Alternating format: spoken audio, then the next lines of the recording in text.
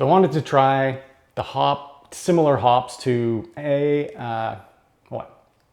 New England IPA, Hazy IPA, whatever they are, but didn't want a dry hop. So I just did some late hop whirlpools and some hops at the beginning, just for a little bit of, not to have like no bitterness. But this is my Hazy Pale Ale. So I've got 13.25 liters in here. And I'm not gonna wear this stupid hat like this. I forgot I'm just testing this out. Just gets, see, the hair just gets, sort of flops around. This is an alternate hat that Magnum PI used to wear. Not known for it, known for the Detroit Tigers hat, but sometimes he'd wear this.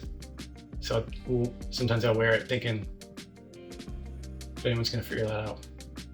Someone figures it out as I'm out in public, it'd be like a little bonding moment. Nobody has though. Now it's Automotive, Tigers, baseball team. Okay, let's do it. Dough in. 67, mash.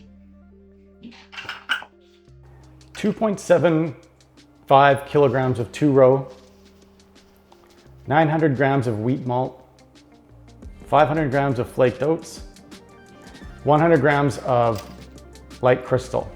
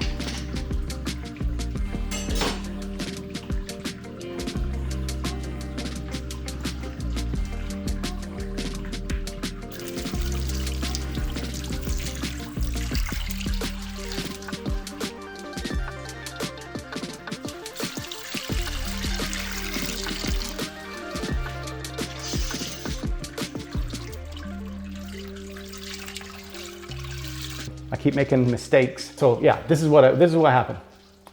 I put all my ingredients. I developed my recipe the way I have been doing it. Cross-checking, but not totally. And I bought all my ingredients, had them at home, but then I input it into the Brewfather app, which told me then, once I did all that, that I was gonna have a beer that was under 4%, 3.9%. I'm like, what? So I quickly did some checking online to figure out what I can do. I was going to check the gravity after the mash, and if it was low, then I would calculate how low and how much I was gonna add some sugar during the boil to get the gravity up a little and end up with a little bit higher ABV beer. So I did that. But I guess I'm still not good at testing some things. I took a sample in the hydrometer and it was like much higher, like 1058, way higher than what it was supposed to be. It was supposed to be like 10, I don't know, in the 40s. So then I'm like, oh, I don't have to add anything. This is actually gonna be, I don't know how it happened, but it's gonna be a stronger beer than I thought. No problem. Don't add anything. Did the boil, but then I noticed, oh, the water level is actually lower than the pre-boil water total that I was supposed to have. So I went and added some water. Not much though, 1.5 liters. I don't know how much that would have had an effect. Fruit fly. Bastards. Did the boil and everything. And then hops additions. So at 30 minutes, 12 grams of, I went back and forth on this hop addition because I was gonna have no IBUs or really low IBUs because I was putting them all in the whirlpool. So I had to add them more at the beginning. 12 grams of mosaic at 30 minutes.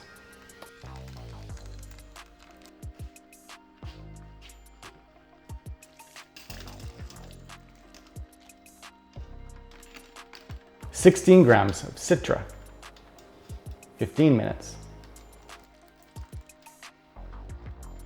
14 grams of Nectarone, 15 minutes. Then 16 grams of mosaic, 20-minute hop stand at 80 degrees Celsius. At the same time, 14 grams Nectarone, same hop stand, and 12 grams of Citra. So obviously I don't do these kinds of hop additions. I think this is still more hops than I usually use, but I don't know if it's enough. So I just went with it anyways. 84 grams of hops. Seemed like more than what I normally use, but you tell me if that was underdoing it or about right. And then the yeast I was using was 1 package of Verdant IPA. And that's supposed to be kind of a fruity yeast. So I hadn't used that before too, and I was curious and curious to see how that was gonna work out.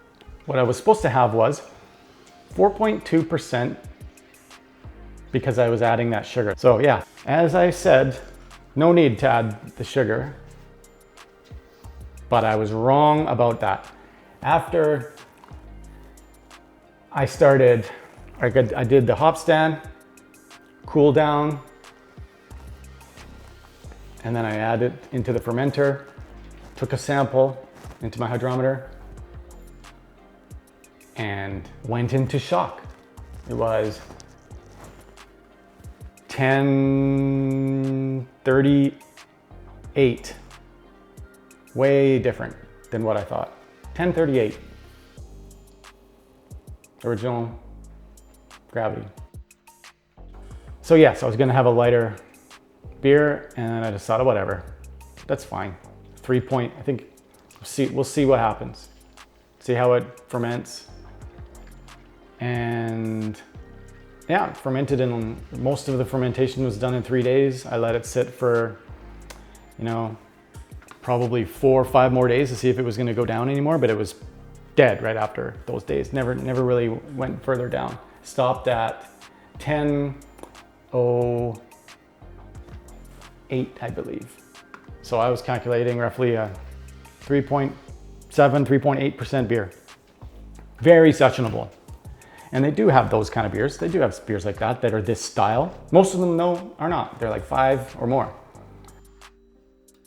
So why don't we try it? I kegged it and put it on 10 PSI for about a week. So let's give it a try.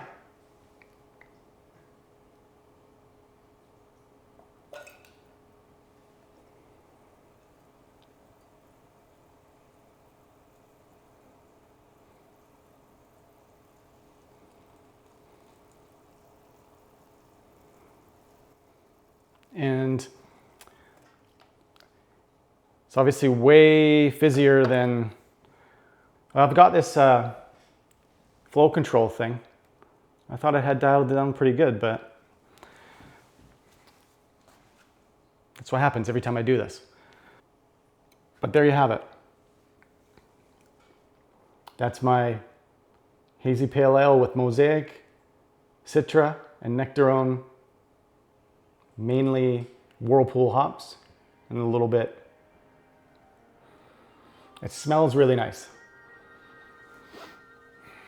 Don't ask me to tell you what that smells like though. I still haven't figured that out. But get this, as I'm doing this, I'm starting to really appreciate beers a lot more. I never used to try and figure out what everything smelled like. Who does that? but I'm trying to. And the beers at the football game last night, nothing to appreciate about them. I don't understand why people make those beers. Like Miller Lite, for example. Wow, hardly any flavor. But I mean, I guess that's what people want. They want to crush them. They want to drink a whole bunch of these beers. They don't want a lot of flavor for those kind. You're out golfing, playing fishing. I don't know, you shouldn't do that. Not on a boat, but. So what do you think of that? How's that look? Get some light on that? I'll try to get another shot of it with the light. Not too bad. Kind of like it's a nice look. I've also bottled 6 of these. They'll be ready in maybe a week, and I'll film maybe on a little short what that looks like. But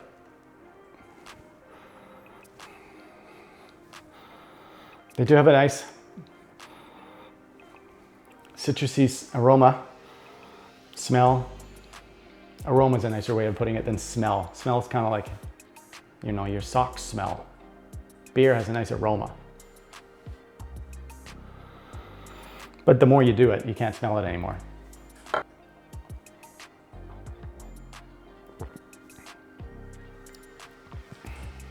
Yeah, see, if I had this at the game,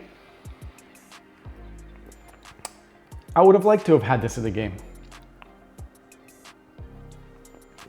I wouldn't have liked to have paid $17 or $18 for it though, still. So,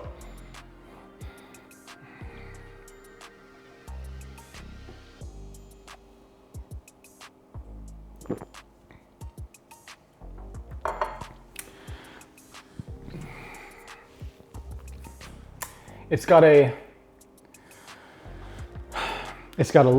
little bit of a bitterness to it.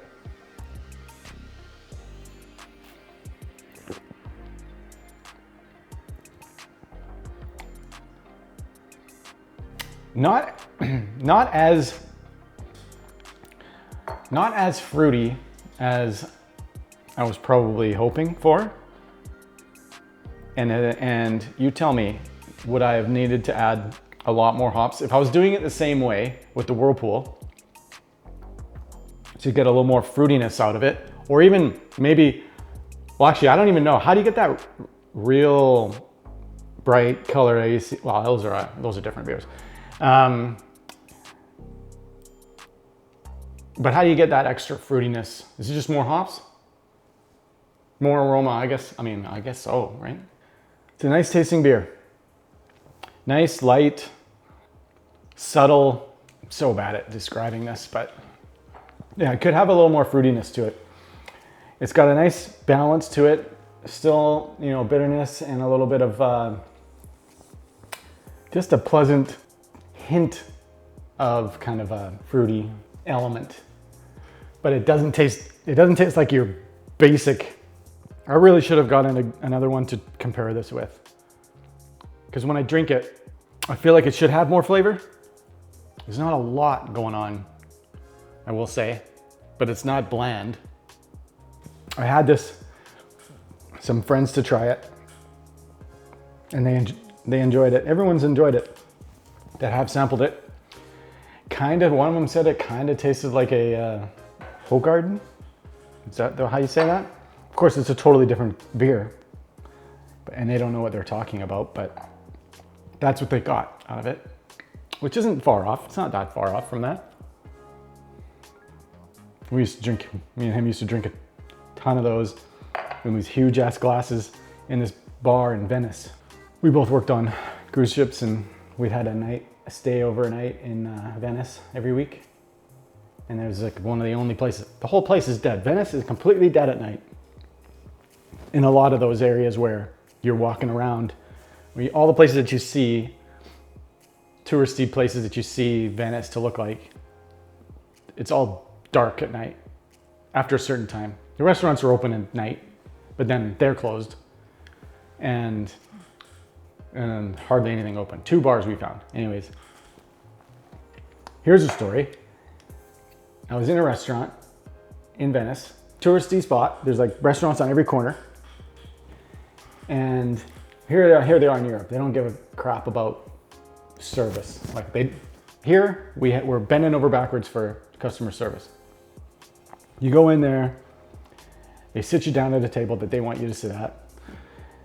We were outside from the inside restaurant, sat down, and I wanted to get some olives. And I asked for olives. And the waiter just said, no. And I was like, oh, okay. You mean you're out of them? Or like, I just can't have them? And so I didn't get a response. He's not like a perfectly fluent English speaking person, but he wasn't going any further. Can I have some olives? No. All right, forget it then, no olives. Thought it was weird. Anyways, went on with our night, and I saw some other people coming in, and they sat them in an outside table, but it was just kind of like right as you walk in. And I don't know what their deal was, but to me it looked like they didn't want to sit at that table. The 4 people, family kind of, I think, family of 4, mom and dad. But I don't think they spoke English because they ended up having an argument. The dad went into the restaurant, couldn't see what happened, but all of a sudden, out of nowhere, I start hearing some yelling, banging and crashing, and I see the waiter holding the guy up against the wall like this and fighting with the customer. All these other waiters from the other restaurants came to watch, crowding around watching. I mean, customer is not always right there, I guess. They left. Anyways, it's a completely irrelevant story, but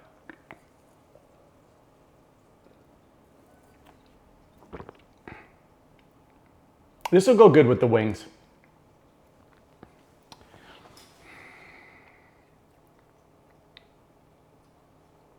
The fruitiness could be better. I say that with a disappointed face. I don't disappoint with this beer. It's not bad. Could be better. Like if I bought this at the store, as I've said before,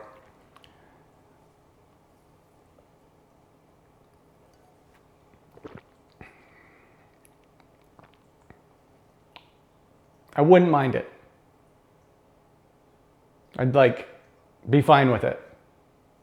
But I'd be a little bit underwhelmed, I think. I wouldn't be going, oh yeah, I need to go get some more of that.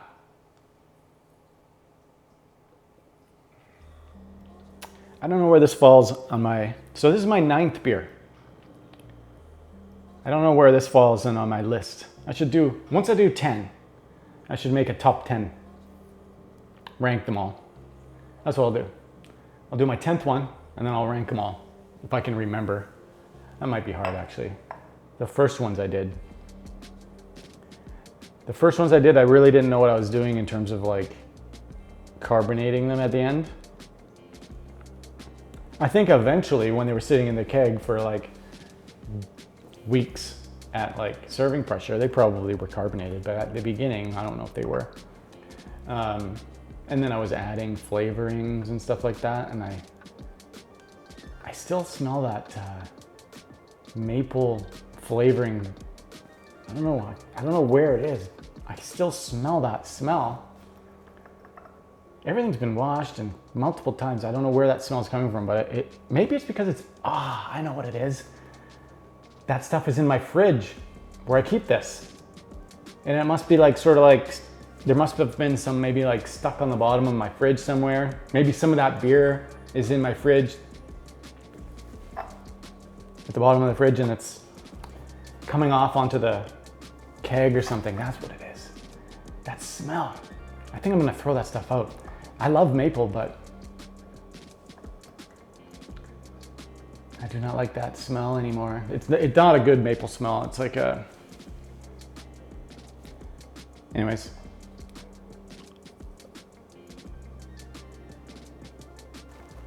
Have you seen my lizard impersonation?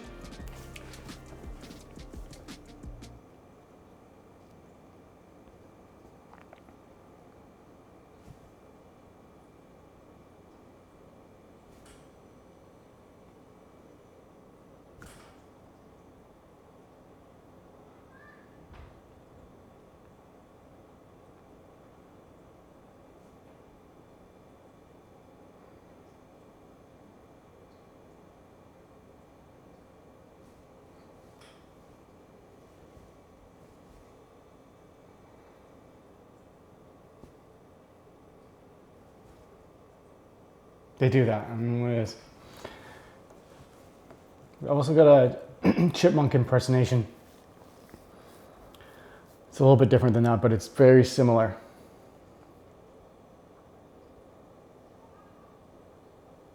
I might break this glass if I try it. So, maybe another time. See ya.